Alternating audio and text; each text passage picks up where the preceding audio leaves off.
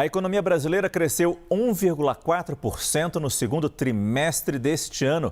Os destaques estão nos desempenhos da indústria, dos serviços e dos investimentos que cresceram acima do esperado.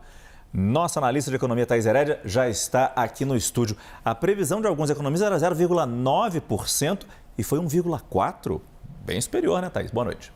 Oi, Márcio. Boa noite. Bem superior. Essa foi, a boa notícia do dia e é mais uma surpresa, né? Vem sendo assim desde 2021.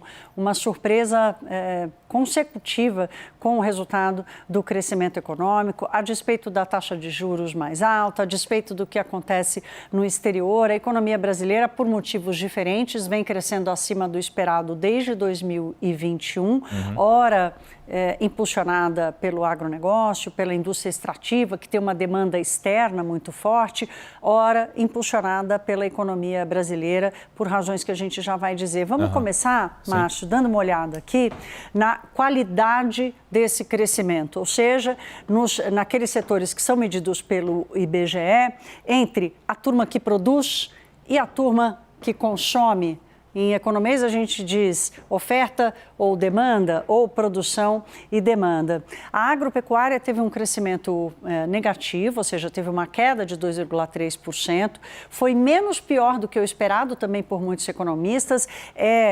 Esperado para essa época do ano um desempenho menor, às vezes até negativo. E aqui é uma preocupação porque a safra não vai ser tão boa quanto foi nos anos passados. Há uma seca muito grande no Brasil que pode provocar mais perdas ao longo do ano e o agronegócio é um impulsionador importante do PIB brasileiro. Mas o crescimento da indústria e dos serviços mais do que compensou o que aconteceu com o agronegócio. A indústria, especialmente a indústria da transformação, com crescimento acima de 4%, uma coisa que não se via há muito tempo. E quem está demandando isso tudo da indústria e dos serviços são as famílias e o governo, ambos com crescimento acima de 1%. No caso do consumo das famílias, é um resultado menor do que foi no primeiro trimestre do ano, ou seja, já havia iniciado ali uma desaceleração, mas ainda assim num crescimento mais forte, e o governo, que vinha de um desempenho quase negativo, passa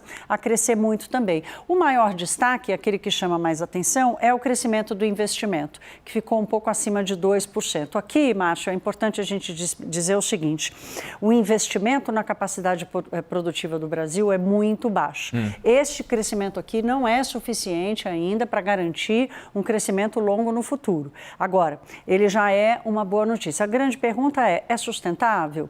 Ainda não dá para dizer. A grande preocupação hoje é o que vai acontecer, por exemplo, com a inflação. É que para garantir investimentos tem que ter constância de uma economia, para garantir que aquela empresa vai poder olhar lá para frente e falar, não, vale a pena continuar investindo no crescimento da minha empresa, no crescimento da economia de forma geral. Agora, você falou inflação. Uma economia aquecida pressiona a inflação e a gente lembra, daqui a pouco, 17 e 18 de setembro, tem reunião de taxa de juros lá no Copom do Banco Central. Isso é uma pressão a mais para o tanto que está se falando de aumentar os juros?